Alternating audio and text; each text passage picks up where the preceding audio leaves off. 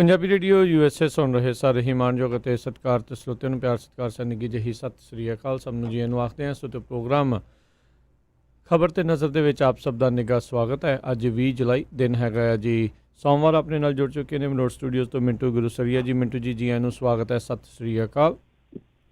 ਸ਼ੁਕਰੀਆ ਜੀ, ਸਾਰਿਆਂ ਨੂੰ ਸਤਿ ਸ਼੍ਰੀ ਅਕਾਲ ਜੀ। ਸਾਡੇ ਅੱਜ ਦੇ ਪ੍ਰੋਗਰਾਮ ਖਬਰ ਤੇ ਨਜ਼ਰ ਨੂੰ ਸਪਾਂਸਰ ਕਰਦੇ ਨੇ ਖਾਲਸਾ ਇੰਸ਼ੋਰੈਂਸ ਏਜੰਸੀ ਵਾਲੇ, ਜਿਨ੍ਹਾਂ ਦੇ ਕੋਲੋਂ ਤੁਸੀਂ ਹਰ ਇੱਕ ਤਰੀਕੇ ਦੀ ਇੰਸ਼ੋਰੈਂਸ ਕਰਵਾ ਸਕਦੇ ਹੋ। ਇੰਸ਼ੋਰੈਂਸ ਬਾਰੇ ਪਤਾ ਕਰਨ ਲਈ ਕਾਲ ਕਰ ਸਕਦੇ ਹੋ ਨੰਬਰ 408 272 2500 4082722500। ਨਾਲ ਹੀ Krishan Dhanota Yuba City, Gurpal Singh Sandhu Antelope, Baljinder Singh Nijjar Woodland, Bhajan Singh, Jaswinder Kaur, Kamaljit Kaur, Kulwinder Singh San Jose, GN tyre and lube ਵਾਲੇ, ਜਿਨ੍ਹਾਂ ਦੇ ਕੋਲੋਂ ਤੁਸੀਂ truck wash, oil change, air brake ਦਾ ਕੰਮ ਕਰਵਾ ਸਕਦੇ ਹੋ। ਨਵੇਂ ਪੁਰਾਣੇ ਟਾਇਰ ਵਾਜਿਬ ਕੀਮਤਾਂ 'ਤੇ ਖਰੀਦ ਸਕਦੇ ਹੋ। ਸੈਂਟਰ ਨੈਲਾ ਮਡੇਰਾ ਦੇ ਵਿੱਚ ਲੋਕੇਸ਼ਨ ਨੇ। ਕਾਲ ਕਰ ਸਕਦੇ ਹੋ Nimma Sahota 209 277 0113। West Coast Truck Driving School Fresno ਵਾਲੇ, ਜਿਹੜੇ ਕਿ ਤੁਹਾਨੂੰ ਟਰੱਕ ਦਾ ਲਾਇਸੈਂਸ ਵਧੀਆ ਸਿਖਲਾਈ ਦੇ ਕੇ ਘੱਟ ਸਮੇਂ ਦੇ ਵਿੱਚ ਲੈਣ ਸਹਾਇਤਾ ਕਰਦੇ ਨੇ। ਕਾਲ ਅਜੀਤ ਇਟਵਾਲ 559 374 4541 ਦੇ ਉੱਤੇ। ਇਹਨਾਂ ਸਾਰਿਆਂ ਦਾ ਬਹੁਤ ਬਹੁਤ ਧੰਨਵਾਦ। ਜੇਕਰ ਤੁਸੀਂ ਜਾਂ ਕੋਈ ਹੋਰ ਕਾਰੋਬਾਰ ਇਸ ਪ੍ਰੋਗਰਾਮ ਨੂੰ ਸਪਾਂਸਰ ਕਰਨਾ ਚਾਹੁੰਦੇ ਹੋ, ਸੰਪਰਕ ਕਰ ਸਕਦੇ ਹੋ ਨੰਬਰ 408 722 7698 ਦੇ ਉੱਤੇ। ਗੱਲਬਾਤ ਦਾ ਸਿਲਸਿਲਾ ਮਿੰਟੂ ਜੀ ਆਪਾਂ ਜੇ ਸ਼ੁਰੂ ਕਰਦੇ ਜਾਈਏ ਤਾਂ ਕਹਿੰਦੇ ਲਾਸ਼ਾਂ ਦੀ ਅਦਲਾ ਬਦਲੀ ਦਾ ਮਾਮਲਾ ਹੁਣ ਹਾਈ ਕੋਰਟ ਦੇ ਵਿੱਚ ਪਹੁੰਚਿਆ। ਹਾਂਜੀ, ਦੇਖੋ ਇਹ ਬੜੀ, ਮੈਂ ਕਹੂੰਗਾ ਕਿ ਸਾਡੇ ਇੱਥੇ ਸਿਸਟਮ ਵਾਸਤੇ ਬੜੀ ਨਮੋਸ਼ੀਜਨਕ ਘਟਨਾ ਵਾਪਰੀ ਆ ਜੀ। ਇਹਦੇ ਵਿੱਚ ਹੋਇਆ ਕੀ ਸੀਗਾ ਕਿ ਇੱਕ ਬਜ਼ੁਰਗ ਸਨ ਹੁਸ਼ਿਆਰਪੁਰ ਜ਼ਿਲ੍ਹੇ ਦੇ ਤੇ ਇੱਕ ਬੀਬੀ ਅੰਮ੍ਰਿਤਸਰ ਤੋਂ, ਦੋਨਾਂ ਦੀ ਮੌਤ ਹੋਈ ਕਰੋਨਾ ਨਾਲ, ਮਤਲਬ ਕਿ ਕਰੋਨਾ ਪੋਜ਼ਿਟਿਵ ਸਨ ਦੋਨੇ। ਤਾਂ ਜਦ ਜਿਹੜਾ ਹੁਸ਼ਿਆਰਪੁਰ ਵਾਲਾ ਬਾਬਾ, ਉਹਨੂੰ ਸੰਸਕਾਰ ਵਾਸਤੇ ਖੜਿਆ ਗਿਆ ਤੇ ਅੰਤਲੇ ਪਲਾਂ ਤੇ, ਜੋ ਤੁਹਾਨੂੰ ਪਤਾ ਹੀ ਆ ਕਿ ਮਾੜੀ ਮੋਟੀ ਰਸਮ ਹੁੰਦੀ ਆ, ਮੂੰਹ ਵੇਖਿਆ ਗਿਆ ਤਾਂ ਉਸ ਵੇਲੇ ਪਤਾ ਲੱਗਿਆ ਕਿ ਲਾਸ਼ ਜਿਹੜੀ ਆ ਉਹ ਅਸਲ ਦੇ ਵਿੱਚ ਬਾਬੇ ਦੀ ਹੈ ਹੀ ਨਹੀਂ, ਮਤਲਬ ਕਿ ਇੱਕ ਬੀਬੀ ਦੀ ਲਾਸ਼ ਆ। ਤੇ ਚਲੋ ਇਹ ਉੱਥੇ ਰੌਲਾ ਪੈ ਗਿਆ। ਰੌਲਾ ਜਦੋਂ ਪੈ ਗਿਆ, ਡਾਕਟਰ ਕਹਿੰਦੇ ਕਿ ਇਹ ਦੇਖੋ ਜੀ ਟੈਗ ਗਲਤ ਲੱਗ ਗਿਆ, ਫਲਾਂ ਧਮਕਾ, ਜਿਵੇਂ ਫੇਸਬੁੱਕ ਤੇ ਵੀ ਕਈ ਵਾਰ ਸਟੋਰੀ ਲਿਖਦੇ ਕਿ ਟੈਗ ਗਲਤੀ ਨਾਲ ਹੋ ਗਿਆ ਜੀ, ਤਾਂ ਓਦਾਂ ਅਸੀਂ ਜੀ ਟੈਗ ਗਲਤ ਲੱਗ ਗਏ ਆ, ਇਹ ਆ ਗਿਆ, ਵਾਹ ਹੋ ਗਿਆ। ਸੋ ਇਹ ਜਿਹੜੇ ਘਰ ਵਾਲੇ ਸੀ ਉਹ ਕਹਿੰਦੇ ਕਿ ਦੇਖੋ ਤੁਸੀਂ ਕਹਿ ਰਹੇ ਹੋ ਕਿ ਘਰ ਵਾਲਿਆਂ ਨੇ, ਮਤਲਬ ਕਿ ਜਿਹੜਾ ਅਸਲ ਪ੍ਰੀਤਮ ਸਿੰਘ ਸੀਗਾ, ਜਿਹੜਾ ਉਹਨਾਂ ਦਾ ਬਜ਼ੁਰਗ ਸੀ, ਕਿ ਉਹਦਾ ਸੰਸਕਾਰ ਦੂਜਿਆਂ ਨੇ ਭੁਲੇਖੇ ਨਾਲ ਕਰਤਾ। ਉਹਨਾਂ ਨੇ ਕਿਉਂਕਿ ਮੂੰਹ ਨਹੀਂ ਵੇਖਿਆ ਤੇ ਉਹ ਸੰਸਕਾਰ ਹੋ ਗਿਆ। ਉਹ ਕਹਿੰਦੇ ਕਿ ਅਸੀਂ ਯਕੀਨ ਕਿਸ ਤਰ੍ਹਾਂ ਕਰੀਏ ਤੁਹਾਡੇ ਤੇ, ਜਿਹੜਾ ਹੈ ਇੱਥੋਂ ਤੱਕ ਨਾ ਐਲੀਅਤ ਵਿਖਾ ਸਕਦੇ ਕਿ ਬੰਦੇ ਦੀ ਥਾਂ ਤੇ ਬੁੜੀ ਤੇ ਬੁੜੀ ਦੀ ਥਾਂ ਤੇ ਬੰਦੇ ਦੀ ਲਾਸ਼ ਕਰ ਸਕਦੇ। ਅਸੀਂ ਤੁਹਾਡੇ ਤੇ ਯਕੀਨ ਕੀ ਕਰੀਏ ਕਿ ਤੁਸੀਂ ਸੱਚਮੁੱਚ ਹੀ ਉਸ ਤੇ ਲੋਟ ਦਾ, ਉਸ ਤੇ ਲਾਸ਼ ਦਾ ਸੰਸਕਾਰ ਕੀਤਾ ਹੈ। ਸੋ ਇੱਥੇ ਬਹੁਤ ਜ਼ਿਆਦਾ ਝਗੜਾ ਪਿਆ ਔਰ ਮੈਂ ਸਮਝਦਾ ਕਿ ਝਗੜਾ ਪੈਣਾ ਵਾਜਬ ਆ। ਇਹਨੂੰ ਆਪਾਂ ਗੈਰ ਵਾਜਬ ਨਹੀਂ ਕਹਿ ਸਕਦੇ ਕਿ ਕੋਈ ਜਾਣ ਕੇ ਇਸ ਤਰ੍ਹਾਂ ਕਰ ਰਿਹਾ ਵਾ। ਤਾਂ ਹੁਣ ਇਹ ਮਾਮਲਾ ਹਾਈ ਕੋਰਟ ਦੇ ਵਿੱਚ ਚਲੇ ਗਿਆ। ਹਾਈ ਕੋਰਟ ਦੇ ਵਿੱਚ ਜਿਹੜਾ ਇਹ ਮਾਮਲਾ ਵਿਚਾਰਿਆ ਜਾਊਗਾ, ਉਹਦੇ ਵਿੱਚ ਵੇਖੋ ਹੁਣ ਕਿਸੇ ਹੋਰ ਤੇ ਗਾਜ ਡਿੱਗਦੀ ਹੈ ਜਾਂ ਨਹੀਂ, ਪਰ ਇਹਨਾਂ ਨੇ ਛੋਟੇ ਕਰਮਚਾਰੀ ਹੈ ਜਿਹੜੇ, ਉਹਨਾਂ ਤੇ ਗਾਜ ਡਿੱਗੀ ਆ, ਜਦ ਕਿ ਉਹ ਖੁਦ ਪ੍ਰੋਟੈਸਟ ਤੇ ਚਲੇ ਗਏ ਨੇ ਕਿ ਜਿਹੜੇ ਵੱਡੇ ਡਾਕਟਰ ਆ ਜਾਂ ਜਿਹੜੇ ਵੱਡੇ ਲੋਕ ਆ, ਉਹ ਆਪਣੇ ਆਪ ਨੂੰ ਬਚਾ ਰਹੇ ਆ ਬਲੀ ਦੇ ਕੇ ਛੋਟਿਆਂ ਦੀ, ਮਤਲਬ ਕਿ ਜਿਹੜੇ ਛੋਟੇ ਕਰਮਚਾਰੀ ਆ ਦਰਜਾ 3 ਜਾਂ ਦਰਜਾ 4 ਵਾਲੇ। ਸੋ ਉਹ ਆਪਣੇ ਪੱਧਰ ਤੇ ਲੜਾਈ ਜਿਹੜੀ ਆ ਉਹ ਲੜ ਰਹੇ ਨੇ ਕਿ ਸਾਡੇ ਨਾਲ ਧੱਕਾ ਹੋ ਰਿਹਾ। ਤਾਂ ਹੁਣ ਦੇਖਦੇ ਹਾਂ ਅੱਗੇ ਕੌਣ ਜ਼ਿੰਮੇਵਾਰੀ ਲੈਂਦਾ, ਪਰ ਬਹੁਤ ਹੀ ਮੈਂ ਕਹੂੰਗਾ ਕਿ ਘਟੀਆ ਰਵੱਈਆ ਰਿਹਾ। ਖਾਸ ਤੌਰ ਤੇ ਤੁਸੀਂ ਸਾਰੇ ਇਸ ਪੈਂਡੇਮਿਕ ਦੇ ਦੌਰ ਦੇ ਵਿੱਚ ਜੇ ਦੇਖੋਗੇ ਅੰਮ੍ਰਿਤਸਰ ਦੇ ਵਿੱਚੋਂ, ਕਿਉਂਕਿ ਇਹ ਸਭ ਕੁਛ ਅੰਮ੍ਰਿਤਸਰ 'ਚ ਹੀ ਵਾਪਰਿਆ, ਤਾਂ ਅੰਮ੍ਰਿਤਸਰ ਦੇ ਵਿੱਚੋਂ ਬਹੁਤ ਹੀ ਖਬਰਾਂ ਜਿਹੜੀਆਂ ਉਹ ਇਸ ਤਰ੍ਹਾਂ ਦੀਆਂ ਨਿਕਲੀਆਂ। ਕਦੇ PT ਕਿੱਟ ਘੁਟਾਲਾ, ਕਦੇ ਜੋ ਪੈਰਾਮੈਡੀਕਲ ਸਟਾਫ ਉਹਨਾਂ ਦਾ ਪ੍ਰੋਟੈਸਟ, ਡਾਕਟਰਾਂ ਦਾ ਪ੍ਰੋਟੈਸਟ, ਬਹੁਤ ਕੁਛ। ਨਿਰਮਲ ਸਿੰਘ ਖਾਲਸਾ ਉਹਨਾਂ ਦਾ ਮੁੱਦਾ, ਉਹਨਾਂ ਦੀ ਮੌਤ ਹੋ ਗਈ, NRI ਬੀਬੀ ਦਾ ਮੁੱਦਾ, ਵਜ੍ਹਾ ਨੇ ਬਹੁਤ ਸਾਰੇ ਮਾਮਲੇ ਜਿਹੜੇ ਉੱਥੇ ਵਾਪਰੇ ਆ। ਤਾਂ ਖੈਰ ਹਾਈ ਕੋਰਟ ਦੇ ਵਿੱਚ ਰਿਟ ਇਹਨਾਂ ਨੇ ਫਾਈਲ ਕਰ ਦਿੱਤੀ ਆ। ਹੁਣ ਦੇਖੋ ਕੀ ਬਣਦਾ। ਬਾਕੀ ਕਰੋਨਾ ਜਿਹੜਾ ਉਹ ਵਾਹਵਾ ਭਿਆਨਕ ਹੋਇਆ ਪਿਆ। ਥੋੜਾ ਜਿਹਾ ਉਹਦੇ ਬਾਰੇ ਮੈਂ ਦੱਸ ਦੇਣਾ ਕਿ ਭਾਰਤ ਦੇ ਵਿੱਚ ਲੰਘੇ 24 ਘੰਟਿਆਂ ਦੇ ਦੌਰਾਨ 40,425 ਨਵੇਂ ਮਰੀਜ਼ ਰਜਿਸਟਰਡ ਕੀਤੇ ਗਏ। ਤਾਂ ਇਹ ਬਹੁਤ ਵੱਡਾ ਫਿਗਰ ਹੈ। ਫਿਗਰ ਹੀ ਨਹੀਂ, ਇਹ ਬਹੁਤ ਵੱਡਾ ਫਿਕਰ ਵੀ ਹੈ, ਕਿਉਂਕਿ ਜੇ ਪੀਕ ਟਾਈਮ ਦੇ ਵਿੱਚ ਲੱਖ ਤੱਕ ਗਿਣਤੀ ਚੱਲ ਜਾਂਦੀ ਹੈ, ਕਿਉਂਕਿ ਰੋਜ਼ਾਨਾ ਤੁਸੀਂ ਦੇਖੋਗੇ 4-5 ਹਜ਼ਾਰ ਵੱਧ ਜਾਂਦੇ ਆ, ਪਿਛਲੇ ਦਿਨ ਦੇ ਨਾਲ 5-10 ਹਜ਼ਾਰ ਕੇਸ ਵੱਧ ਜਾਂਦੇ ਆ। ਜੇ ਲੱਖ ਤੱਕ ਪੁੱਜ ਕੇ ਤਾਂ ਮੇਰੇ ਖਿਆਲ ਦੇ ਨਾਲ ਇਹਨਾਂ ਦੀ ਜਿਹੜੀ ਸਿਹਤ ਪ੍ਰਣਾਲੀ ਆ ਉਹ ਤੇ ਬਿਲਕੁਲ ਬਿਮਾਰ ਹੋ ਜਾਏਗੀ, ਜਵਾਬ ਦੇ ਜਾਏਗੀ। ਉਸ ਸੂਰਤ ਦੇ ਵਿੱਚ ਕੀ ਬਣੇਗਾ, ਹਾਲੇ ਇਹ ਇਮਤਿਹਾਨ ਹੋਣਾ ਬਾਕੀ ਆ। ਦੂਜੀ ਗੱਲ ਹੈ, ਪੰਜਾਬ ਦੇ ਵਿੱਚ ਵੀ ਲਗਾਤਾਰ ਕੇਸ ਜਿਹੜੇ ਆ ਉਹ ਵੱਧ ਰਹੇ ਨੇ। ਅੱਜ 411 ਕੇਸ ਜਿਹੜੇ ਆ ਰਿਪੋਰਟ ਕੀਤੇ ਗਏ। ਇਸ ਤੋਂ ਇਲਾਵਾ ਮੇਰੇ ਖਿਆਲ ਦੇ ਨਾਲ 8 ਮੌਤਾਂ ਹੋਈਆਂ ਨੇ ਦੱਸਦੇ ਇੱਕੋ ਦਿਨ ਦੇ ਵਿੱਚ, ਤਾਂ ਕਾਫੀ ਮੌਤਾਂ ਹੋਈਆਂ ਨੇ। ਤੋ ਇਹ ਹੁਣ ਦੇਖਦੇ ਹਾਂ ਆਪਾਂ ਕਿ ਕਦੋਂ ਤੱਕ ਮਾਮਲਾ ਚੱਲੇਗਾ। ਪਰ ਮੇਰੇ ਖਿਆਲ ਦੇ ਨਾਲ ਇਹ ਜਿਹੜਾ ਕਰੋਨਾ ਹਾਲੇ ਇੰਡੀਆ ਦੇ ਵਿੱਚ ਇਹ ਖਾਸਾ ਜ਼ਿਆਦਾ ਭਿਆਨਕ ਜਾਏਗਾ, ਖਾਸਾ ਜ਼ਿਆਦਾ। ਇੱਕ ਪੀਕ ਹੁੰਦਾ ਤਾਂ ਮੈਨੂੰ ਤੇ ਲੱਗਦਾ ਕਿ ਪੀਕ ਤੋਂ ਵੀ ਜੇ ਕੋਈ ਅਗਲੀ ਸਟੇਜ ਆ ਤਾਂ ਉੱਥੇ ਇੱਕ ਵਾਰੀ ਜਾਏਗਾ, ਸਵਾਦ ਪੂਰਾ ਜਿਹੜਾ ਆਪਦਾ ਵੇਖੇਗਾ। ਇਹ ਗੱਲ ਵੱਖਰੀ ਆ ਕਿ ਇੰਡੀਆ ਦੇ ਵਿੱਚ ਮੌਤ ਦਰ ਹੈ ਜਿਹੜੀ ਉਹ ਥੋੜੀ ਘੱਟ ਆ, ਮਤਲਬ ਕਿ ਥੋੜੀ ਜਿਹੀ ਮਾਮੂਲੀ ਜਿਹੀ ਘਟੀ ਅੱਗੇ ਨਾਲੋਂ, ਯਾਨੀ ਕੇਸ ਵੱਧ ਰਹੇ ਨੇ ਪਰ ਇਹਨਾਂ ਦੀ ਮੌਤ ਦਰ ਜਿਹੜੀ ਆ ਉਹ ਘਟ ਰਹੀ ਆ। ਚਲੋ ਇਹ ਇੱਕ ਰਿਲੀਫ ਦੀ ਗੱਲ ਆ। ਉਸ ਤਰ੍ਹਾਂ ਇੱਧਰ ਪੰਜਾਬ ਦੇ ਵਿੱਚ ਮੁੱਖ ਮੰਤਰੀ ਦਫ਼ਤਰ 'ਚ ਜਿੰਨੇ ਵੀ ਤਾਇਨਾਤ ਨੇ ਅਧਿਕਾਰੀ ਉਹ ਸਾਰਿਆਂ ਦਾ ਕਰੋਨਾ ਟੈਸਟ ਹੋਏਗਾ, ਮੁਲਾਜ਼ਮਾਂ ਦਾ ਵੀ ਕਰੋਨਾ ਟੈਸਟ ਹੋਏਗਾ, ਕਿਉਂਕਿ ਮੁੱਖ ਮੰਤਰੀ ਦੀ ਸਿਕਿਉਰਿਟੀ ਦੇ ਵਿੱਚ ਕਰੋਨਾ ਨੇ 3 ਮੁਲਾਜ਼ਮਾਂ ਨੂੰ ਮਲੇਠੇ 'ਚ ਲੈ ਲਿਆ, ਮਤਲਬ ਕਿ ਉੱਥੇ ਵੀ ਸਨਮਾਰੀ ਹੋ ਗਈ ਆ। ਇਸ ਤਰ੍ਹਾਂ ਕਾਫੀ ਜਿਹੜੀ ਵੱਡੀ ਗਿਣਤੀ ਆ ਉਹ ਅਫਸਰਾਂ, ਅਧਿਕਾਰੀਆਂ, ਕਰਮਚਾਰੀਆਂ ਦੀ ਵੀ ਆ। ਤਾਂ ਇੱਧਰ ਇੰਡੀਆ 'ਚੋਂ ਅੱਜ ਇੱਕ ਹੋਰ ਵੀ ਖਬਰ ਆਈ ਹੈ ਜਿਹੜੀ ਇੱਕ ਵੱਡੇ ਅੰਗਰੇਜ਼ੀ ਅਖਬਾਰ 'ਚ ਛਪੀ ਆ ਕਿ ਜਿਨ੍ਹਾਂ ਰਾਜਾਂ ਦੇ ਵਿੱਚ ਖਾਸੀ ਗਿਣਤੀ ਆ ਕੇਸਾਂ ਦੀ, ਮਤਲਬ ਕਿ ਸਥਿਤੀ ਥੋੜੀ ਜਿਹੀ ਗੰਭੀਰ ਆ, ਉਹਨਾਂ ਰਾਜਾਂ ਦੇ ਵਿੱਚ ਛਿੱਲ ਵੀ ਲਾਈ ਜਾ ਰਹੀ ਆਮ ਲੋਕਾਂ ਦੀ। ਮਤਲਬ ਕਿ ਐਂਬੂਲੈਂਸ ਵਾਲੇ ਜਿਹੜੇ ਆ ਉਹ 10-10 ਕਿਲੋਮੀਟਰ ਦੀ ਵਿੱਥ ਤੇ ਜਾਣਾ ਹੋਵੇ ਤੇ 10-10 ਹਜ਼ਾਰ ਰੁਪਇਆ ਮੰਗਣ ਡਏ ਆ। ਈਵਨ ਦੋ ਕਿ ਜਿਹੜੇ PPE ਕਿੱਟਾਂ ਦੇ ਪੈਸੇ ਆ ਉਹ ਅੱਡ ਤੋਂ ਲੈ ਰਹੇ ਆ, ਮਤਲਬ ਕਿ ਉਹ ਪੈਸੇ ਜਿਹੜੇ ਆ ਉਹ ਅੱਡ ਤੋਂ ਵਸੂਲ ਕੀਤੇ ਜਾ ਰਹੇ ਆ। ਤਾਂ ਇਹ ਚੀਜ਼ ਜਿਹੜੀ ਆ ਉਹ ਦੋਹਰੀ ਮਾਰ ਆ, ਮਤਲਬ ਕਿ ਕਰੋਨਾ ਤੇ ਮਾਰ ਹੀ ਰਿਹਾ ਆਰਥਿਕ ਤੌਰ ਤੇ ਜਾਂ ਜਾਨੀ ਨੁਕਸਾਨ ਕਰ ਹੀ ਰਿਹਾ, ਪਰ ਸਾਈਡ ਤੋਂ ਕੁਝ ਲੋਕ ਜਿਹੜੇ ਆ ਲੋਟੂ ਟੋਲੇ ਵਾਲੇ ਆ ਉਹ ਵੀ ਛਿੱਲਾਂ ਲਾਈ ਜਾਂਦੇ ਆ ਲੋਕਾਂ ਦੀਆਂ। ਜੀ ਜੀ ਜੀ।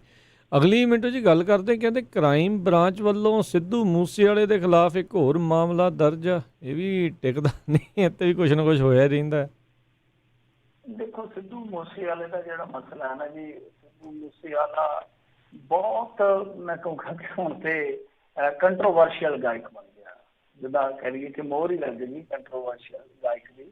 ਤਾਂ ਕੰਟਰੋਵਰਸ਼ੀਅਲ ਗਾਇਕ ਹੈ ਜਿਹੜਾ, ਤੁਹਾਨੂੰ ਪਤਾ ਹੀ ਹੈ ਕਿ ਕਿਸੇ ਨਾ ਕਿਸੇ ਫਿਰ ਮੁੱਦੇ 'ਚ ਮਸ਼ਹੂਰੀ ਦੀ ਲੱਭਣੀ ਸ਼ੁਰੂ ਕਰ ਦਿੰਦਾ। ਤਾਂ ਸਥਿਤੀ ਜਿਹੜੀ ਉਹ ਕੁਛ ਐਸੀ ਵੈਸੀ ਹੋ ਗਈ ਆ ਸਿੱਧੂ ਮੂਸੇਵਾਲੇ ਦੀ ਕਿ ਕੰਟਰੋਵਰਸ਼ੀਅਲ ਗਾਇਕ ਜਿਹਨੂੰ ਆਪਾਂ ਕਹਿ ਦਿੰਦੇ ਹਾਂ ਉਹ ਬਣ ਚੁੱਕਾ ਸਿੱਧੂ ਮੂਸੇਵਾਲਾ। ਪਰ ਐਤਕੀ ਜੋ ਹੋਇਆ ਉਹ ਸਾਰਾ ਕੀਤਾ ਪੁਲਿਸ ਨੇ, ਮਤਲਬ ਕਿ ਕਿਸੇ ਨੇ ਕੋਈ ਸ਼ਿਕਾਇਤ ਇਹਦੇ ਅਗੇਂਸਟ ਫਾਈਲ ਨਹੀਂ ਕੀਤੀ। ਜਿੱਦਾਂ ਅੱਗੇ ਸੀਗਾ ਕਿ ਫਾਇਰਿੰਗ ਰੇਂਜ ਦੇ ਵਿੱਚ ਫਾਇਰਿੰਗ ਹੋਈ, ਕੁਛ ਐਕਟਿਵਿਸਟ ਜਿਹੜੇ ਸੀਗੇ ਉਹ ਸ਼ਿਕਾਇਤਕਰਤਾ ਬਣੇ, ਕੁਛ ਕੋਰਟ ਤੱਕ ਵੀ ਗਏ। ਤਾਂ ਇਸ ਵਾਰ ਐਸਾ ਕੁਛ ਨਹੀਂ ਹੈ। ਅਸਲ ਦੇ ਵਿੱਚ ਕੀ ਆ ਕਿ ਕੱਲ ਅਵਨੀਤ ਕੌਰ ਸਿੱਧੂ ਜਿਹੜੀ ਕਿ ਕਾਮਨਵੈਲਥ ਗੇਮਸ ਵੀ ਇੰਟਰਨੈਸ਼ਨਲ ਸ਼ੂਟਰ ਗੋਲਡ ਮੈਡਲਿਸਟ ਵੀ ਹੈ ਔਰ ਇਸ ਤੋਂ ਇਲਾਵਾ ਇਸ ਵੇਲੇ SP ਵੀ ਹੈ, ਉਹ ਬੋਲੀ ਸੀ। ਉਸ ਤੋਂ ਬਾਅਦ ਸਾਰਿਆਂ ਦਾ ਧਿਆਨ ਗਿਆ ਤੇ ਇਹ ਗਾਣਾ ਜਿਹੜਾ ਆਇਆ ਨਵਾਂ ਗੱਭਰੂ ਤੇ ਕੇਸ ਜਿਹੜਾ ਸੰਜੇ ਦੱਤ ਇਸ ਤਰ੍ਹਾਂ ਦਾ ਟਾਈਟਲ ਆ, ਤਾਂ ਉਹਦੇ ਵੱਲ ਫਿਰ ਦੂਜੇ ਲੋਕਾਂ ਦਾ ਵੀ ਧਿਆਨ ਗਿਆ। ਤੇ ਅਖੀਰ ਜਦੋਂ ਪੁਲਿਸ ਦੀ ਇੱਕ ਅਫਸਰ ਬੋਲੀ, ਪੁਲਿਸ ਨੂੰ ਮੇਰੇ ਖਿਆਲ ਦੇ ਨਾਲ ਕਿਤੇ ਨਾ ਕਿਤੇ ਸ਼ਰਮ ਆਈ ਕਿ ਸਾਡੇ ਵਾਸਤੇ ਬਹੁਤ ਘਟੀਆ ਗੱਲ ਹੈ, ਕਿਉਂਕਿ ਇੱਕ ਤਰ੍ਹਾਂ ਨਾਲ ਜਿੱਦਾਂ ਕਹਿ ਲਈਏ ਕਿ ਸਿੱਧੇ ਤੌਰ ਤੇ ਚੈਲੰਜ ਆ ਕਿ ਕੋਈ ਚੱਕਰ ਨਹੀਂ ਹੈਗਾ, ਜਿੱਧਰ ਮਰਜ਼ੀ ਭੱਜ ਕੋਈ ਗੱਲ ਨਹੀਂ ਹੈ। ਮਤਲਬ ਕਿ ਸਿਸਟਮ ਨੂੰ ਹੀ ਚੈਲੰਜ ਆ, ਇੱਕ ਤਰ੍ਹਾਂ ਨਾਲ ਬਗਾਵਤ ਹੈ ਸਿੱਧੇ ਤੌਰ ਤੇ। ਚਲੋ ਗੱਲ ਇਹ ਆ ਕਿ ਜੇ ਹੁਣ ਸ਼ਿਕਾਇਤ ਦਰਜ ਕਰਦੇ ਆ, ਵੈਸੇ ਤੇ ਇਹ ਵੀ ਵੇਖਣ ਵਾਲੀ ਗੱਲ ਹੋਊਗੀ ਕਿ ਇਕੱਲਾ ਸਿੱਧੂ ਮੂਸੇਵਾਲਾ ਹਥਿਆਰਾਂ ਤੇ ਗੀਤ ਗਾਉਂਦਾ ਜਾਂ ਤਾਂ ਫਿਰ ਦੂਜੇ ਵੀ ਬੰਦ ਹੋਣੇ ਚਾਹੀਦੇ। ਇਸੇ ਤਰ੍ਹਾਂ ਹੀ ਇਸੇ ਸ਼ਕਤੀ ਨਾਲ ਹੀ ਬੰਦ ਹੋਣੇ ਚਾਹੀਦੇ ਆ। ਤਾਂ ਇਹਨਾਂ ਨੇ ਪੁਲਿਸ ਵਾਲਿਆਂ ਨੇ ਕੀ ਕੀਤਾ, ਜਿਹੜੀ ਪੁਲਿਸ ਉਹਨੂੰ ਬਚਾ ਰਹੀ ਸੀ, ਮਤਲਬ ਕਿ ਟੋਏ ਗਨ ਦੱਸ ਰਹੀ ਸੀ ਕਿ ਬੰਦਾ ਕੋਈ ਬੁੱਧੂ ਹੈ ਇੱਥੇ ਬੈਠਾ, ਕੋਈ ਫਾਇਰਿੰਗ ਰੇਂਜ ਦੇ ਵਿੱਚ ਟੋਏ ਗਨ ਦੇ ਨਾਲ ਪ੍ਰੈਕਟਿਸ ਕਰਦੇ ਆ ਉੱਥੇ। ਤਾਂ ਜਿਹੜੀ ਪੁਲਿਸ ਇਹਨੂੰ ਬਚਾ ਰਹੀ ਸੀਗੀ ਸਿੱਧੂ ਮੂਸੇਵਾਲੇ ਨੂੰ, ਉਸੇ ਪੁਲਿਸ ਨੇ ਅੱਜ ਇੱਕ ਮਾਮਲਾ ਦਰਜ ਕੀਤਾ। ਮਾਮਲਾ ਇਉਂ ਦਰਜ ਕੀਤਾ ਕਿ ਇਹ ਹਥਿਆਰਾਂ ਨੂੰ ਗਲੋਰੀਫਾਈਡ ਕਰ ਰਿਹਾ, ਮਤਲਬ ਕਿ ਹਿੰਸਾ ਨੂੰ ਪ੍ਰਮੋਟ ਕਰ ਰਿਹਾ, ਸਿਸਟਮ ਦਾ ਮਜ਼ਾਕ ਉਡਾ ਰਿਹਾ ਵਾ। ਔਰ ਇਸ ਤੋਂ ਇਲਾਵਾ ਅਗਲੀ ਗੱਲ ਜਿਹੜੀ ਕਹੀ ਆ ਉਹ ਬੜੀ ਮੈਂ ਕਹੂੰਗਾ ਕਿ ਪੁਲਿਸ ਦੀ ਕੰਟਰਾਡਿਕਟ ਗੱਲ ਆ ਕਿ ਜਿਹੜੀ ਇਹਨੂੰ ਜ਼ਮਾਨਤ ਮਿਲੀ ਆ, ਮਤਲਬ ਕਿ ਇੱਕ ਕੇਸ ਦੇ ਵਿੱਚ ਜਿਹੜੀ ਐਂਟੀਸਿਪੇਟਰੀ ਬੇਲ ਮਿਲੀ ਆ ਉਹਨੂੰ ਅਸੀਂ ਰੱਦ ਕਰਵਾਉਣ ਵਾਸਤੇ ਹਾਈ ਕੋਰਟ 'ਚ ਜਾਵਾਂਗੇ, ਜਦ ਕਿ ਉਹ ਬੇਲ ਜਿਹੜੀ ਗਰੰਟਡ ਹੋਈ ਆ ਉਹ ਸਿਰਫ ਤੇ ਸਿਰਫ ਇਸੇ ਕਰਕੇ ਹੋਈ ਆ क्यों? क्योंकि पुलिस जिहड़ी आ वो साबित करन ते लग गई कि ये असल दे विच असल गल है ही नहीं सी। अज उही पुलिस कहती है कि असीं जमानत दी जिहड़ी आ रद्द करवावांगे। तां इत्थे सवाल पैदा होऊगा ना कि जिहड़ी तुसीं गल कहंदे हो कि टुआए गल फलान टमका, ਤਾਂ ਤੁਸੀਂ ਉਸੇ ਹੀ ਚੀਜ਼ ਨੂੰ ਜਾ ਕੇ ਕੋਰਟ ਦੇ ਵਿੱਚ ਕਚਹਿਰੀ ਦੇ ਵਿੱਚ ਇਹ ਕਹਿ ਰਹੇ ਹੋ ਕਿ ਨਹੀਂ ਜੀ ਇਹਦੀ ਜ਼ਮਾਨਤ ਕੱਟਣੀ ਚਾਹੀਦੀ ਹੈ। ਤਾਂ ਆਪਣੇ ਆਪ ਦੇ ਵਿੱਚ ਬੜੀ ਹਾਸੋਹੀਣੀ ਦੀ ਸਥਿਤੀ ਹੈ। ਤਾਂ ਖੈਰ ਜੋ ਵੀ ਹੈ ਇਸ ਵੇਲੇ ਚੱਲਦਾ ਪਿਆ ਮਾਜਰਾ ਮਸਲਾ ਜਿਹੜਾ ਉਲਝਿਆ ਪਿਆ। ਸਿੱਧੂ ਮੂਸੇਵਾਲੇ ਦੇ ਫੈਨ ਆ ਜਿਹੜੇ ਉਹ ਅੱਡ ਉਹਨੂੰ ਡਿਫੈਂਡ ਕਰ ਰਹੇ ਨੇ ਔਰ ਡਿਫੈਂਡ ਕਰਨ ਦਾ ਪੱਧਰ ਵੀ ਜਿਹੜਾ ਤੁਹਾਨੂੰ ਪਤਾ ਅੱਜ ਕੱਲ੍ਹ ਪੰਜਾਬੀਆਂ ਦਾ ਉਹ ਖਾਸਾ ਢਿੱਲਾ ਹੋਇਆ ਪਿਆ। ਤਾਂ ਦੂਜੇ ਪਾਸੇ ਜਿਹੜੇ ਕੁਛ ਲੋਕ ਨੇ ਉਹ ਕਾਫੀ ਜ਼ਿਆਦਾ ਖੁਸ਼ ਹੈ ਇਸ ਗੱਲ ਤੇ ਕਿ ਹਾਂ ਸਿੱਧੂ ਮੂਸੇਵਾਲੇ ਤੇ ਪਰਚਾ ਦਰਜ ਹੋ ਗਿਆ। ਪਰ ਓਵਰਆਲ ਜੇ ਆਪਾਂ ਵੇਖੀਏ ਇਹ ਸਥਿਤੀ ਇੱਕ ਇਹੋ ਜਿਹੀ ਸਥਿਤੀ ਬਣ ਗਈ ਆ ਕਿ ਠੀਕ ਆ ਸਿੱਧੂ ਮੂਸੇਵਾਲਾ ਆਪਣੇ ਗਾਣਿਆਂ ਦੇ ਨਾਲ ਪ੍ਰਭਾਵ ਪਾ ਰਿਹਾ ਹੈ ਸਮਾਜ ਤੇ ਔਰ ਗਾਣੇ ਹਮੇਸ਼ਾ ਅਲੜ ਮਾਨਸਿਕਤਾ ਤੇ ਪ੍ਰਭਾਵ ਪਾਉਂਦੇ, ਫਿਲਮਾਂ ਵੀ ਪਾਉਂਦੀਆਂ, ਇਹੋ ਜਿਹੇ ਕੰਟੈਂਟ ਪਾਉਂਦੇ ਆ, ਇਹ ਮੰਨ ਗਏ ਆਪਾਂ ਗੱਲ। ਪਰ ਇੱਥੇ ਇੱਕ ਸਮੱਸਿਆ ਹੋਰ ਵੀ ਹੈ ਸਾਡੀ ਕਿ ਸਾਡਾ ਸਮਾਜ ਵੀ ਸਿੱਧੂ ਮੂਸੇਵਾਲੇ ਨੂੰ ਖਰਾਬ ਕਰ ਰਿਹਾ। ਮਤਲਬ ਕਿ ਸਮਾਜ ਦਾ ਬਹੁਤ ਵੱਡਾ ਹਿੱਸਾ ਉਹਦੇ ਚੈਨਲ ਨੂੰ, ਉਹਦੇ ਗੀਤਾਂ ਨੂੰ, ਉਹਦੀਆਂ ਗੱਲਾਂ ਨੂੰ ਇੰਨਾ ਜ਼ਿਆਦਾ ਲਾਈਕ ਕਰ ਰਿਹਾ, ਖਾਸ ਤੌਰ ਤੇ ਨੌਜਵਾਨ ਵਰਗ ਦੇ ਵਿੱਚੋਂ, ਕਿ ਉਹ ਜਿਹੜੀ ਕੰਟਰੋਵਰਸੀ ਆ ਉਹ ਵੀ ਇੱਕ ਵਪਾਰ ਬਣ ਗਈ। ਸੋ ਕਹਿਣ ਦਾ ਮਤਲਬ ਹੈ ਕਿ ਠੀਕ ਆ ਇੱਕ ਪਾਸੇ ਇਹ ਤੇ ਗੱਲ ਸਾਨੂੰ ਸਾਰਿਆਂ ਨੂੰ ਸਮਝ ਆਉਂਦੀ ਆ ਕਿ ਕੰਟੈਂਟ ਹੈ ਜੀ ਜਿਹੜਾ ਸੁਸਾਇਟੀ 'ਚ ਬੁਰਾ ਅਸਰ ਪਾਉਂਦਾ, ਚਾਹੇ ਉਹ ਕਿਸੇ ਦਾ ਵੀ ਹੋਵੇ, ਫਿਰ ਉਹ ਚਾਹੇ ਕੋਈ ਵੀ ਸਿੰਗਰ ਆ, ABC ਕੋਈ ਵੀ ਆ। ਤਾਂ ਪਰ ਦੂਸਰੇ ਪਾਸੇ ਸਾਡੇ ਸਮਾਜ ਦਾ ਵੀ ਕਸੂਰ ਹੈ ਕਿ ਉਹ ਵੀ ਗਾਇਕਾਂ ਨੂੰ ਵਿਗਾੜ ਰਿਹਾ ਇਸ ਵੇਲੇ, ਕਿਉਂਕਿ ਉਹਨਾਂ ਦੇ ਵਿਗਾੜੇ ਦੇ ਵਿੱਚੋਂ ਵੀ ਉਹਨਾਂ ਦਾ ਫਾਇਦਾ ਹੁੰਦਾ ਹੈ। ਜੀ ਕੋਈ ਕਿਸ ਪਾਸੇ ਦੇ ਨਾਲ, ਕੋਈ ਕਿਸੇ ਤਰੀਕੇ ਦੇ ਨਾਲ। ਨਾਲੇ ਲੋਕ ਅੱਜ ਕੱਲ੍ਹ ਹਵਾ ਜ਼ਿਆਦਾ ਦੇ ਦਿੰਦੇ ਆ, ਫਿਰ ਬੰਦਾ ਜ਼ਿਆਦਾ ਵੱਡਾ ਜਿਹੜਾ ਇਸ ਪਾਸੇ ਵੱਲ ਨੂੰ ਵੱਧ ਜਾਂਦਾ। ਉੱਦਾਂ ਵੈਸੇ ਮਿੰਟੂ ਜੀ ਦੇਖਿਆ ਜਾਵੇ ਕੀ ਇਹ ਬੋਲਣ ਦੀ ਆਜ਼ਾਦੀ ਦੇ ਉੱਤੇ ਵੀ ਕੁਛ ਇਸ ਨੂੰ ਜੋੜ ਕੇ ਦੇਖਿਆ ਜਾ ਸਕਦਾ ਵੀ ਉਹ ਵੈਸੇ ਤਾਂ ਹੁਣ ਦੇਖੋ ਆਜ਼ਾਦੀ ਹੈ ਬੋਲਣ ਦੀ, ਜੋ ਮਰਜ਼ੀ ਜਿੱਦਾਂ ਮਰਜ਼ੀ ਬੋਲੇ। ਪੁਲਿਸ ਵਾਲਿਆਂ ਨੂੰ ਇਸ ਵਾਰੀ ਜਿਹੜਾ ਕਾਫੀ ਜ਼ਿਆਦਾ ਕਹਿ ਲਓ ਵੀ ਉਹਨਾਂ ਦੇ ਦਿਲ ਨੂੰ ਚੋਟ ਲੱਗੀ ਆ, ਪਰ ਜਦੋਂ ਇਹਨੇ NRIਆਂ ਨੂੰ ਬਦਨਾਮ ਕੀਤਾ ਸੀ ਤੇ ਇਹੀ ਪੁਲਿਸ ਉਹਨੂੰ ਪ੍ਰਮੋਟ ਕਰ ਰਹੀ ਸੀਗੀ। ਹਾਂਜੀ ਨਹੀਂ ਦੇਖੋ ਬੋਲਣ ਦੀ ਆਜ਼ਾਦੀ ਦਾ ਤਾਂ ਇੱਕ ਸਵਾਲ ਰਹੇਗਾ, ਪਰ ਹੁਣ ਉਹ ਤਾਂ ਖੇਡ ਕੋਰਟ ਕਚਹਿਰੀ 'ਚ ਜਾਏਗੀ ਨਾ, ਕੋਰਟ ਕਚਹਿਰੀ 'ਚ ਜਾਏਗੀ। ਔਰ ਹਾਈ ਕੋਰਟ ਖੁਦ ਕਹਿ ਚੁੱਕਾ ਵਾ ਕਿ ਤੁਸੀਂ ਲਾਈਵ ਸ਼ੋਜ਼ ਦੇ ਵਿੱਚ ਹਥਿਆਰਾਂ ਨੂੰ ਪ੍ਰਮੋਟ ਕਰਨ ਵਾਲਾ, ਸ਼ਰਾਬ ਨੂੰ ਪ੍ਰਮੋਟ ਕਰਨ ਵਾਲਾ ਜਾਂ ਇਸ ਤਰ੍ਹਾਂ ਹਿੰਸਾ ਨੂੰ ਪ੍ਰਮੋਟ ਕਰਨ ਵਾਲਾ ਗਾਣਾ ਨਹੀਂ ਗਾਓ। ਇਹ ਪੰਜਾਬ ਅਤੇ ਹਰਿਆਣਾ ਹਾਈ ਕੋਰਟ ਦੀ ਡਾਇਰੈਕਸ਼ਨ ਆ ਆਲਰੈਡੀ। DGP ਵੀ ਕਹਿ ਚੁੱਕੇ, ਮੁੱਖ ਮੰਤਰੀ ਵੀ ਕਹਿ ਚੁੱਕੇ ਆ।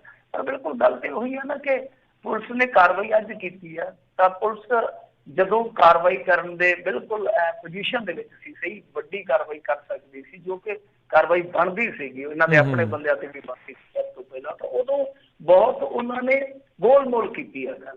ਇਹ ਵੀ ਇੱਕ ਹੈ ਡਬਲ ਸਟੈਂਡਰਡ ਪੁਲਿਸ ਦਾ ਵੀ ਆ। ਔਰ ਦੂਜੀ ਗੱਲ ਹੈ ਹੁਣ ਜਿਹੜੀ ਬੋਲਣ ਦੀ ਆਜ਼ਾਦੀ ਵਾਲੀ ਆ, ਦੇਖੋ ਬੋਲਣ ਦੀ ਆਜ਼ਾਦੀ ਜ਼ਰੂਰ ਆ, ਪਰ ਬੋਲਣ ਦੀ ਆਜ਼ਾਦੀ ਦੇ ਨਾਲ ਨਾਲ ਇੱਕ ਆਜ਼ਾਦੀ ਦੀ ਲਿਮਟ ਵੀ ਹੈਗੀ ਆ। ਤਾਂ ਇੱਥੇ ਜਿੱਦਾਂ ਬਹੁਤ ਸਾਰੇ ਘੱਟ ਲੋਕਾਂ ਨੂੰ ਪਤਾ ਆ, ਔਰ ਖਾਸ ਤੌਰ ਤੇ ਇਹਦੇ ਸ਼ਾਇਦ ਜਿਹੜੇ ਸਰਕਲ ਵਾਲੇ ਹੈਗੇ ਆ ਨਾ, ਜਿਹੜੇ ਇਹਦੇ ਫੈਨ ਆ ਸਿੱਧੂ ਦੇ, ਉਹਨਾਂ ਨੂੰ ਸ਼ਾਇਦ ਇਸ ਗੱਲ ਦਾ ਨਾ ਇਲਮ ਹੋਵੇ ਕਿ ਪੁਲਿਸ ਨੰਗੇਜ਼ਤਾ, ਹਿੰਸਾ, ਇਹੋ ਜਿਹੀਆਂ ਚੀਜ਼ਾਂ ਫੈਲਾਉਣ ਦੇ ਦੋਸ਼ ਹੇਠ ਮੁਕੱਦਮਾ ਦਰਜ ਕਰ ਸਕਦੀ ਹੈ। ਉਹਦੇ 'ਚ ਬੋਲਣ ਦੀ ਆਜ਼ਾਦੀ ਨਹੀਂ ਹੈ।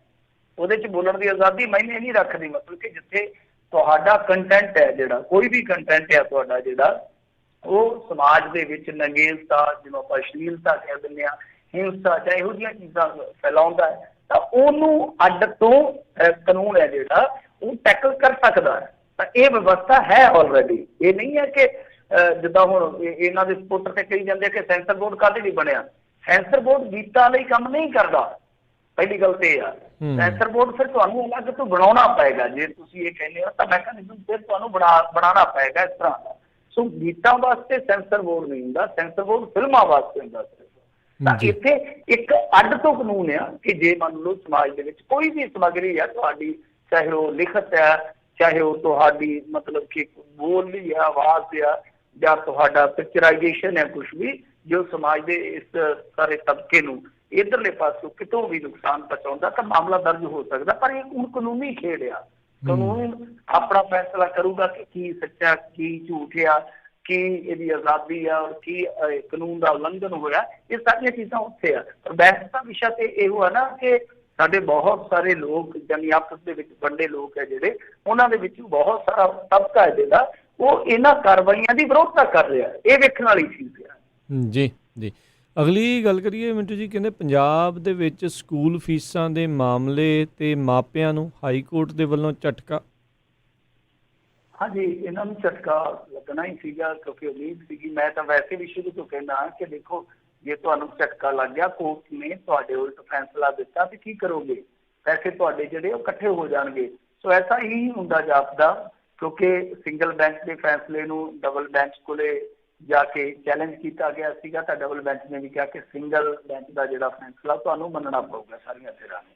ਤਾਂ ਇਹਦਾ ਮਤਲਬ ਇਹੋ ਆ ਕਿ ਹਾਈ ਕੋਰਟ ਦੇ ਵਿੱਚੋਂ ਵੀ ਫੈਸਲਾ ਜਿਹੜਾ ਉਹ ਮਾਪਿਆਂ ਦੇ ਉਲਟ ਆ ਗਿਆ ਵਾ। ਤਾਂ ਜੋ ਚੀਜ਼ਾਂ ਅੱਗੇ ਹੋਈਆਂ ਸੀ ਉਹ ਆਪਾਂ ਰਿਪੀਟ ਨਹੀਂ ਕਰਦੇ, ਸਮਾਂ ਕੀਮਤੀ ਆ, ਤਾਂ ਉਹੀ ਚੀਜ਼ਾਂ ਬਰਕਰਾਰ ਰਹਿਣਗੀਆਂ। ਪਰ ਡਬਲ ਬੈਂਚ ਨੇ ਇੱਕ ਚੀਜ਼ ਜਿਹੜੀ ਆ ਉਹ ਮਾਪਿਆਂ ਦੇ ਹੱਕ ਦੇ ਵਿੱਚ, ਜਿੱਦਾਂ ਕਹਿ ਲਈਏ ਕਿ ਸਿੰਬੋਲਿਕ ਰਾਹਤ ਜ਼ਰੂਰ ਦਿੱਤੀ ਆ।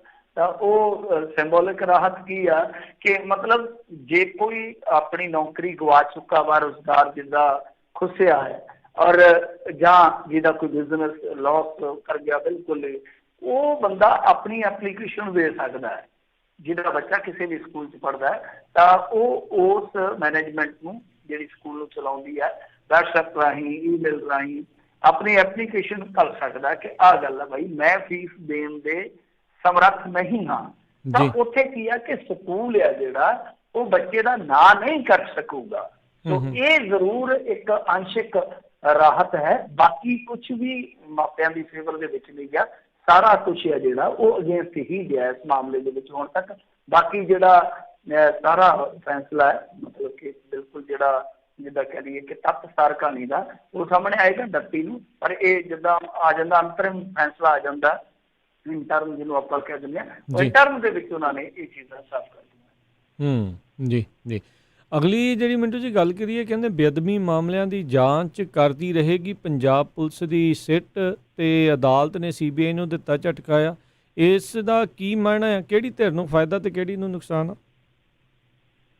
ਦੇਖੋ, ਜਿਹੜਾ ਇਹ ਮਾਮਲਾ ਹੈ, ਮਤਲਬ ਕਿ ਜੋ SIT ਤੇ CBI ਦਾ ਕੇਸ ਹੈ ਜਿਹੜਾ, ਜੇ ਇਹਦੇ ਵਿੱਚ ਫਾਇਦਾ ਵੇਖੋਗੇ, ਹਾਲ ਦੀ ਘੜੀ ਮੇਰੇ ਖਿਆਲ ਦੇ ਨਾਲ ਸਰਕਾਰ ਨੂੰ ਫਾਇਦਾ। ਜੇ ਆਪਾਂ ਇਸ ਗੱਲ ਨੂੰ ਇੱਥੋਂ ਹੀ ਸ਼ੁਰੂ ਕਰੀਏ ਕਿ ਫਾਇਦਾ ਨੁਕਸਾਨ ਕਿਹਦਾ ਆ, ਤਾਂ ਫਾਇਦਾ ਨੁਕਸਾਨ ਹਾਲ ਦੀ ਘੜੀ ਇਸ ਤਰ੍ਹਾਂ ਹੀ ਜਾਪਦਾ ਕਿ ਜਿੱਦਾਂ ਇਸ ਸਰਕਾਰ ਨੂੰ, ਕਿਉਂਕਿ ਸਰਕਾਰ ਨੂੰ ਝਟਕਾ ਲੱਗ ਸਕਦਾ ਸੀ। ਕਿਵੇਂ ਝਟਕਿਆਂ ਇਉਂ ਲੱਗ ਸਕਦਾ ਸੀਗਾ ਕਿ ਜਿੱਦਾਂ ਹੁਣ ਇਹਨਾਂ ਨੇ ਜਾਂਚ ਪੜਤਾਲ ਸ਼ੁਰੂ ਕਰ ਦਿੱਤੀ, ਕੁਛ ਨਵੀਆਂ ਚਾਰਜਸ਼ੀਟ ਵੀ ਤਿਆਰ ਨੇ, ਕੁਛ ਇਹਨਾਂ ਨੇ ਦਾਖਲ ਕੀਤੀਆਂ ਵੀਆਂ, ਕੁਛ ਗ੍ਰਿਫਤਾਰੀਆਂ ਨਵੀਆਂ ਪਈਆਂ। ਮਤਲਬ ਕਿ ਇਹਨਾਂ ਨੇ ਗੱਲ ਨੂੰ ਅੱਗੇ ਤੋਰ ਦਿੱਤਾ, ਔਰ ਅੱਗੇ ਤੋਰੇ ਤੋਂ ਬਾਅਦ ਹੀ ਤੁਸੀਂ ਦੇਖੋ ਨਾ ਕਿ ਪਿਸ਼ਾਬ ਵਾਲਾ ਮਸਲਾ ਕਿੱਥੋਂ ਕਿੱਥੇ ਪਹੁੰਚ ਗਿਆ, ਕਿਸ ਤਰ੍ਹਾਂ ਬਹੁਤ ਜ਼ਿਆਦਾ ਫੈਲ ਗਿਆ ਮਸਲਾ। ਤੇ ਜੇ ਮੰਨ ਲਓ ਜਿੱਦਾਂ CBI ਨੇ ਕਿਹਾ ਕਿ ਦੇਖੋ ਜੀ, ਯਕਦਮ ਤੁਸੀਂ ਇਹ ਨਹੀਂ ਕਰ ਸਕਦੇ ਕਿ ਦੋ ਹੀ ਏਜੰਸੀਆਂ ਜਿਹੜੀਆਂ ਉਹ ਮਾਮਲੇ ਨੂੰ ਵੇਖਣ, ਦੋ ਹੀ ਏਜੰਸੀਆਂ ਜਿਹੜੀਆਂ, ਤਾਂ ਤੁਸੀਂ ਉਹਦੇ ਤੇ ਰੋਕ ਲਾਓ। ਮਤਲਬ ਕਿ ਜੋ SIT ਹੈ ਪੰਜਾਬ ਦੀ, ਪੰਜਾਬ ਪੁਲਿਸ ਦੀ SIT ਫੰਕਸ਼ਨਿੰਗ ਕਰਦੀ ਪਈ ਹੈ, ਇਸ ਵੇਲੇ ਚੱਲਦੀ ਪਈ ਆ, ਤਾਂ ਉਹਦੇ ਤੇ ਰੋਕ ਲਾ ਦਿਓ। ਤਾਂ ਇਹਨਾਂ ਨੂੰ ਰਾਹਤ ਫਿਰ ਕੀ ਹੋਈ ਕਿ ਕੋਰਟ ਨੇ ਰਾਹਤ ਇਹਨਾਂ ਨੂੰ ਇਹ ਦਿੱਤੀ ਆ ਕਿ ਤੁਹਾਡੀ SIT ਤੇ ਰੋਕ ਨਹੀਂ ਹੈ, SIT ਕੰਮ ਕਰ ਰਹੀ ਆ। ਤਾਂ ਸਿੱਧੇ ਤੌਰ ਤੇ ਆਪਾਂ ਕਹਿ ਸਕਦੇ ਹਾਂ ਕਿ ਸਰਕਾਰ ਨੂੰ ਇਹ ਮੁੱਢਲੇ ਤੌਰ ਤੇ ਇੱਕ ਐਡਵਾਂਟੇਜ ਮਿਲਿਆ। ਔਰ ਵੈਸੇ ਵੀ ਦੇਖੋ ਕਿ ਸੁਪਰੀਮ ਕੋਰਟ ਤੱਕ ਮਸਲਾ ਜਿਹੜਾ ਨਿਬੜ ਚੁੱਕਾ। ਸੁਪਰੀਮ ਕੋਰਟ ਦੇ ਵਿੱਚ ਫੈਸਲਾ ਜਿਹੜਾ CBI ਦੇ ਉਲਟ ਆਇਆ, ਬੜਾ ਰੇਅਰ ਹੁੰਦਾ, ਬਹੁਤ ਰੇਅਰ ਹੁੰਦਾ ਜਦੋਂ ਜਿੱਦਾਂ ਹੁਣ ਸਿੰਗਲ ਬੈਂਚ ਦਾ ਫੈਸਲਾ ਡਬਲ ਬੈਂਚ ਨੇ ਨਹੀਂ ਬਦਲਿਆ। ਤੁਹਾਡੇ ਸਾਹਮਣੇ ਨਜ਼ੀਰ ਆ, ਹਾਈ ਕੋਰਟ ਦੀ ਨਜ਼ੀਰ ਆ।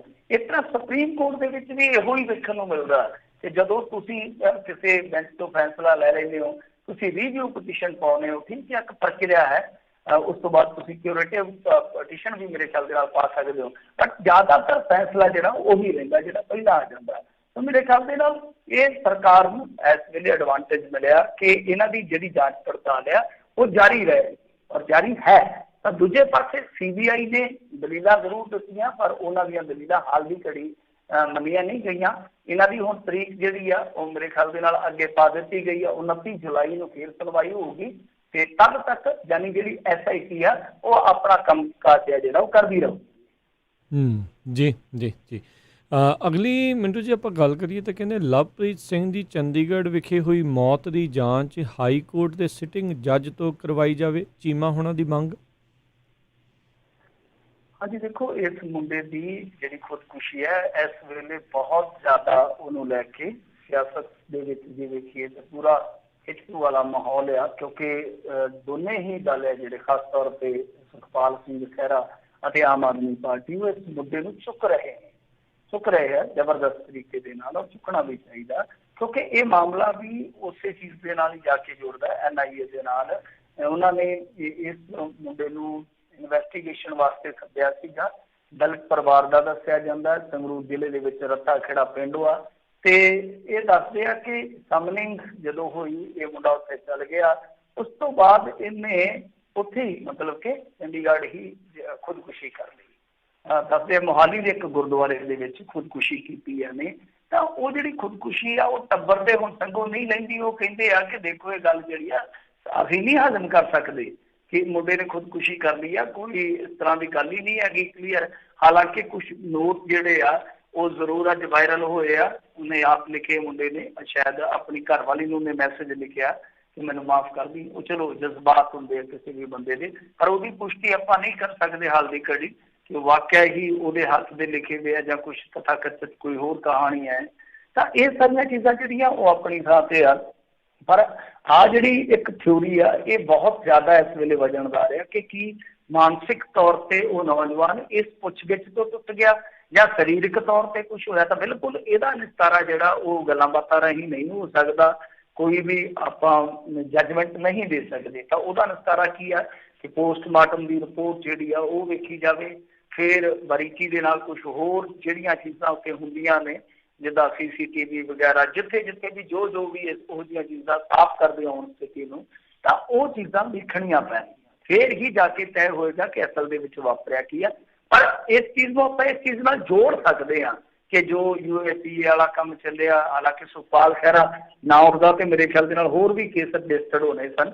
ਸੁਖਪਾਲ ਸਿੰਘ ਖਹਿਰਾ ਨੇ ਜਿਵੇਂ ਹੀ ਆਵਾਜ਼ ਚੁੱਕੀ ਉਹ ਚਲੋ ਇੱਕ ਸਿਲਸਿਲਾ ਥੰਮਿਆ, ਪਰ ਬਹੁਤ ਸਾਰੇ ਮੁੰਡਿਆਂ ਨੂੰ ਇਹ ਗੱਲ ਸਾਫ਼ ਹੋ ਗਈ ਕਿ ਬਹੁਤ ਸਾਰੇ ਮੁੰਡਿਆਂ ਨੂੰ, ਇੱਥੇ ਤੱਕ ਕਿ ਕੁੜੀਆਂ ਨੂੰ ਵੀ ਬਹੁਤ ਜ਼ਿਆਦਾ ਪੁੱਛਗਿੱਛ ਦੇ ਵਿੱਚੋਂ ਲੰਘਾਇਆ ਜਾ ਰਿਹਾ। ਮਤਲਬ ਕਿ ਉਦਾਹਰਨ ਦੇ ਤੌਰ ਤੇ ਜੇ ਕਿਸੇ ਨੇ ਕੋਈ ਸਮੱਗਰੀ ਸ਼ੇਅਰ ਕੀਤੀ ਆ ਤਾਂ ਉਹਨੂੰ ਭਾਵੇਂ ਪਤਾ ਵੀ ਨਹੀਂ ਹੈ ਸ਼ੇਅਰ ਹੋ ਗਈ ਆ, ਜਾਂ ਕਿਸੇ ਨੇ ਕਿਸੇ ਨੂੰ ਗਰੁੱਪ ਦੇ ਵਿੱਚ ਐਡ ਕਰ ਲਿਆ ਤੇ ਉਹਨੇ ਬਾਅਦ ਦੇ ਵਿੱਚ ਖੁਦ ਨੂੰ ਰਿਮੂਵ ਵੀ ਕਰ ਲਿਆ, ਤਾਂ ਉਹ ਬੰਦੇ ਵੀ ਪੁੱਛਗਿੱਛ ਦੇ ਦਾਇਰੇ 'ਚ ਲਏ ਜਾ ਰਹੇ ਆ। ਔਰ ਬੜੀ ਭਿਆਨਕ ਤਰੀਕੇ ਦੀ ਪੁੱਛਗਿੱਛ ਹੁੰਦੀ ਹੈ। ਤੁਹਾਨੂੰ ਪਤਾ ਹੀ ਹੈ ਜਦੋਂ ਏਜੰਸੀਆਂ ਕਰਦੀਆਂ ਤਾਂ ਕਈ ਵਾਰ ਬੰਦਾ ਸਰੀਰਕ ਤੌਰ ਤੇ ਨਾ ਸੀ ਮਾਨਸਿਕ ਤੌਰ ਤੇ ਜ਼ਰੂਰ ਟੁੱਟ ਜਾਂਦਾ, ਪਰ ਟੌਰਚਰ ਤਾਂ ਟੌਰਚਰ ਹੈ ਨਾ, ਟੌਰਚਰ ਆ।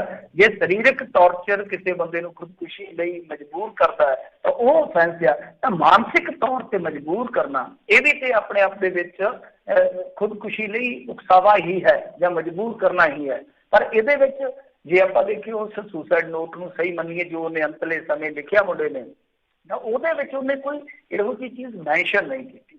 ਹੁਣ ਸਭ ਤੋਂ ਜ਼ਰੂਰੀ ਤੇ ਇਹੀ ਵੇਖਣਾ ਕਿ ਉਹ ਜਿਹੜਾ ਨੋਟ ਆ ਉਹਦਾ ਆਪਣਾ ਵਾ ਜਾਂ ਕੋਈ ਹੋਰ ਕੋਈ ਸੋ ਕਾਲਡ ਕਹਾਣੀ ਨਿਕਲ ਆਉਂਦੀ ਹੈ। ਜੀ ਅਗਲੀ ਮਿੰਟੂ ਜੀ ਗੱਲ ਕਰਦੇ ਹਾਂ। ਕਹਿੰਦੇ ਗ੍ਰੰਥੀ ਰਾਗੀ ਪ੍ਰਚਾਰਕ ਸਿੰਘ ਸਭਾ ਪੰਜਾਬ ਨੇ ਸ਼੍ਰੀ ਅਕਾਲ ਤਖ਼ਤ ਸਾਹਿਬ ਦੇ ਜਥੇਦਾਰ ਹੋਣਾ ਦੇ ਨਾਮ ਮੰਗ ਪੱਤਰ ਦਿੱਤਾ ਹੈ।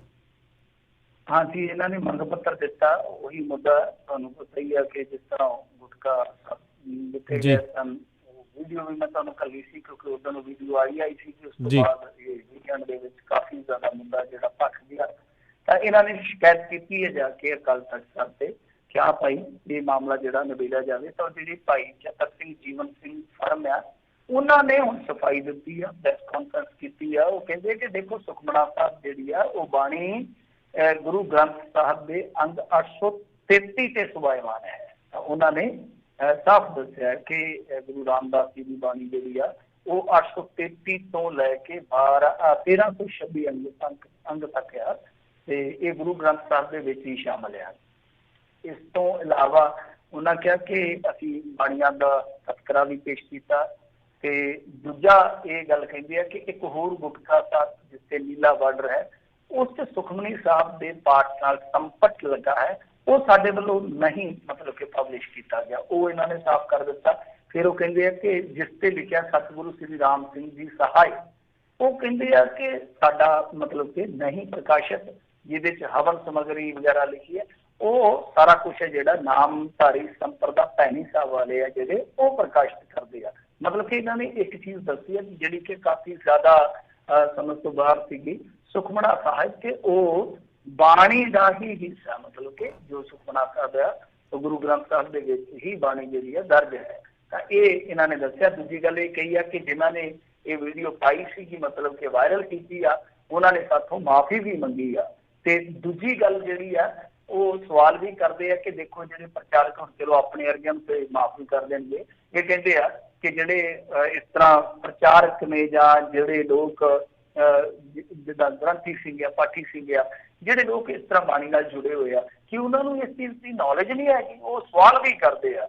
ਤਾਂ ਜਦ ਇਸ ਬਾਬਤ ਜਿਹੜੇ ਹੈਗੇ ਆ ਗ੍ਰੰਥੀ ਰਾਗੀ ਪ੍ਰਚਾਰਕ ਸਭਾ ਦੇ ਪ੍ਰਧਾਨ ਗੁਰਮੇਲ ਸਿੰਘ, ਉਹਨਾਂ ਨੂੰ ਪੱਤਰਕਾਰਾਂ ਨੇ ਪੁੱਛਿਆ ਪਹੁੰਚ ਕਰਕੇ, ਉਹ ਕਹਿੰਦੇ ਕਿ ਸਾਨੂੰ ਬਿਲਕੁਲ ਨਹੀਂ ਪਤਾ ਸ੍ਰੀ ਸੁਖਮਨਾ ਸਾਹਿਬ ਦੀ ਬਾਣੀ ਬਾਰੇ। ਤਾਂ ਉਹ ਕਹਿੰਦੇ ਆ ਕਿ ਅਸੀਂ ਦੂਸਰੇ ਗੁਟਕਿਆਂ ਨੂੰ ਵੇਖ ਕੇ ਮਤਲਬ ਕਿ ਵੀਡੀਓ ਦੇ ਵਿੱਚ ਇਹ ਸ਼ਿਕਾਇਤ ਕੀਤੀ ਆ। ਤਾਂ ਚਲੋ ਜੋ ਵੀ ਹੈ ਠੀਕ ਹੈ, ਉਹਨਾਂ ਨੇ ਆਪਣੀ ਸਫਾਈ ਦੇਣੀ ਆ ਔਰ ਦੇਣੀ ਵੀ ਚਾਹੀਦੀ ਆ। ਹੁਣ ਸ਼ਿਕਾਇਤ ਉੱਥੋਂ ਤੱਕ ਪਹੁੰਚ ਗਈ ਆ, ਪਤਾ ਕਰਨਾ ਚਾਹੀਦਾ ਕਿ ਇਹ ਕਿਸ ਤਰ੍ਹਾਂ ਹੋਇਆ, ਅਣਜਾਣੇ ਦੇ ਵਿੱਚ ਕੋਈ ਇਸ ਤਰ੍ਹਾਂ ਕਰਕੇ ਗਿਆ, ਸਾਜ਼ਿਸ਼ਨ ਕਰਕੇ ਗਿਆ, ਕੌਣ ਕਰਕੇ ਗਿਆ।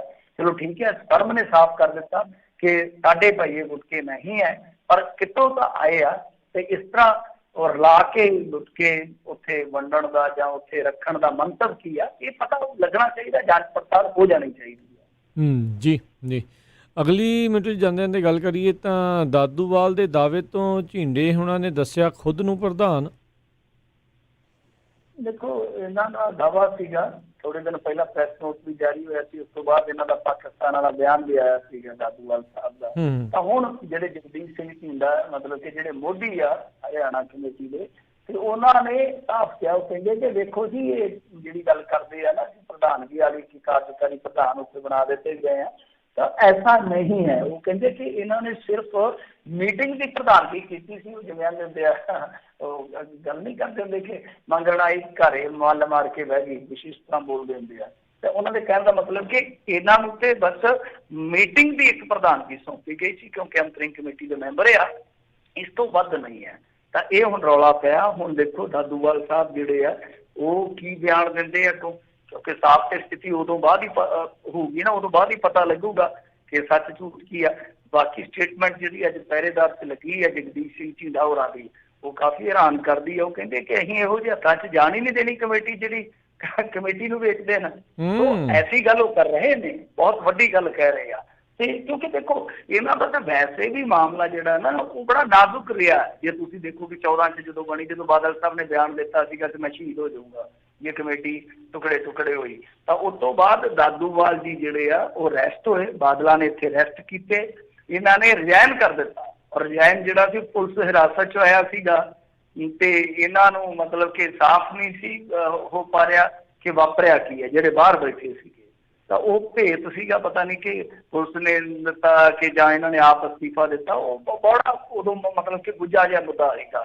ਫਿਰ ਉਸ ਤੋਂ ਬਾਅਦ ਇਹਨਾਂ ਦੀ ਆਪਸ ਦੇ ਵਿੱਚ ਵੀ ਖਹਿਬੜਬਾਜ਼ੀ ਹੋ ਗਈ। ਜਿਹੜੇ 2 ਨੰਬਰ ਦੇ ਉੱਤੇ ਨੇਤਾ ਸੀਗੇ, 2 ਨੰਬਰ ਤੋਂ ਭਾਵ ਕਿ ਦੂਜੇ ਨੰਬਰ ਦੀ ਪਾਵਰ ਰੱਖਦੇ ਸੀ ਕਮੇਟੀ 'ਚ, ਦਦਾਰ ਸਿੰਘ ਨਲਵੀ, ਉਹਨਾਂ ਦੇ ਗਰੁੱਪ ਅੱਡੋ ਚੱਲਣ ਲੱਗ ਗਏ ਆਪਸ 'ਚ। ਕਈ ਵਾਰੀ ਮੀਟਿੰਗਾਂ 'ਚ ਖਹਿਬੜੇ ਦੀ ਹਿਸਾਬ ਕਿਤਾਬ ਤੋਂ ਵੀ ਸੁਪਰੀਮ ਕੋਰਟ 'ਚ ਮਾਮਲਾ ਲੈ ਗਏ ਅਕਾਲੀ ਦਲ ਬਾਦਲ ਵਾਲੇ।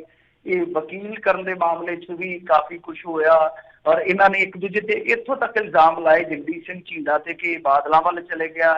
ਤੇ ਇਹ ਜਿਹੜੇ ਹੈਗੇ ਸੀਗੇ ਦਾਦੂਵਾਲ ਸਾਹਿਬ, ਇਹ ਕਹਿੰਦੇ ਸੀਗੇ ਕਿ ਇਹ ਪ੍ਰਚਾਰ ਵਾਸਤੇ ਬਣੀ ਆ, ਇਹ ਸਿਆਸੀ ਤੌਰ ਤੇ ਵਰਤੀ ਜਾ ਰਹੀ ਆ। ਅਸਤੀਫੇ ਦੇ ਵਿੱਚ ਇਹ ਵੀ ਲਿਖਿਆ ਗਿਆ ਸੀਗਾ ਉਸ ਟਾਈਮ। ਤਾਂ ਇੱਕ ਮੌਕਾ ਇਹੋ ਜਿਹਾ ਆਇਆ ਜਦੋਂ ਜਗਦੀਸ਼ ਸਿੰਘ ਝੀਂਡਾ ਨੇ 2019 ਜਨਵਰੀ 'ਚ ਅਸਤੀਫਾ ਵੀ ਦਿੱਤਾ, ਤੇ ਉਦੋਂ ਦਾਦੂਵਾਲ ਸਾਹਿਬ ਉਹ ਸਾਰੇ ਇਕੱਠੇ ਹੋ ਕੇ ਗਏ। ਇਹਨਾਂ ਨੇ ਬਾਹਰ ਆ ਕੇ ਗੱਲ ਕਹੀ, ਕਹਿੰਦੇ ਕਿ ਦੇਖੋ ਬੜਾ ਸੰਘਰਸ਼ ਕੀਤਾ ਝੀਂਡਾ ਸਾਹਿਬ ਨੇ, ਅਸੀਂ ਇਹਨਾਂ ਨੂੰ ਸਾਰੀ ਉਮਰ ਵਾਸਤੇ ਹੀ ਪ੍ਰਧਾਨ ਬਣਾਇਆ। ਅੱਜ ਵੇਖ ਲਓ ਹੁਣ ਫਿਰ ਦੋਨੇ ਪ੍ਰਧਾਨਗੀ ਤੋਂ ਲੜੀ ਜਾਂਦੇ ਆ। ਸੋ ਇਹ ਪ੍ਰਧਾਨਗੀ ਦਾ ਮੇਵਾ ਤੁਹਾਨੂੰ ਪਤਾ ਹੀ ਇਹੋ ਜਿਹਾ ਕਿ ਜਿਹਦੇ ਹੱਥ ਆ ਜਾਂਦਾ ਬਸ ਕਿੱਥੇ ਛੱਡਦਾ। ਤਾਂ ਖੈਰ ਦੇਖੋ ਹੁਣ ਅੱਗੇ ਕੀ ਬਣਦਾ। ਪਰ ਜਿੱਦਾਂ ਕਹਿ ਲਈਏ ਕਿ ਧਰਮ ਪ੍ਰਚਾਰਕ ਜਿਹੜੇ ਆ ਜਾਂ ਜਿਹੜੇ ਬਾਬੇ ਆ, ਉਹ ਅੱਜ ਕੱਲ ਦੂਜੇ ਲੀਡਰਾਂ ਦੇ ਮੁਕਾਬਲੇ ਮੇਰੇ ਖਿਆਲ ਦੇ ਨਾਲ ਜ਼ਿਆਦਾ ਗੂੜੀ ਸਿਆਸਤ ਕਰਨ ਦੇ ਦੇਖਣ ਵਾਲੀ ਗੱਲ ਆ। ਜੀ ਜੀ, ਵਾਕਈ ਵਾਕਈ। ਤੇ ਮਿੰਟੂ ਜੀ ਬਹੁਤ ਬਹੁਤ ਤੁਹਾਡਾ ਧੰਨਵਾਦ ਕਰਦੇ ਹਾਂ, ਤੁਸੀਂ ਸਾਡੇ ਨਾਲ ਜੁੜੇ ਇਹਨਾਂ ਖਬਰਾਂ ਬਾਰੇ ਜਾਣਕਾਰੀ ਦਿੱਤੀਆਂ। ਅਗਲੀ ਵਾਰ ਤੱਕ ਲਈ ਬੜੀ ਮਿਹਰਬਾਨੀ, ਪਿਆਰ ਭਰੀ ਸਤਿ ਸ਼੍ਰੀ ਅਕਾਲ ਜੀ। ਸਤਿ ਸ੍ਰੀ ਅਕਾਲ ਜੀ। ਤੇ ਸਰੋਤੇ ਇੱਥੇ ਹੀ ਸਾਡਾ ਅੱਜ ਦਾ ਪ੍ਰੋਗਰਾਮ ਸਮਾਪਤ ਹੈ। ਮਿਲਦੇ ਹਾਂ ਅਗਲੀ ਵਾਰ ਤੱਕ ਲਈ। ਮੇਰੇ ਵੱਲੋਂ ਵੀ ਤੁਹਾਨੂੰ ਸਾਰਿਆਂ ਨੂੰ ਪਿਆਰ ਸਤਿਕਾਰ ਸਹਿ ਨਿੱਘੀ ਜਿਹੀ ਸਤਿ ਸ਼੍ਰੀ ਅਕਾਲ। ਜਿਉਂਦੇ ਵਾਸਤੇ ਰਹੋ, ਹੱਸਦੇ ਖੇਡਦੇ ਰਹੋ, ਸੁਣਦੇ ਰਹੋ ਪੰਜਾਬੀ ਰੇਡੀਓ USA।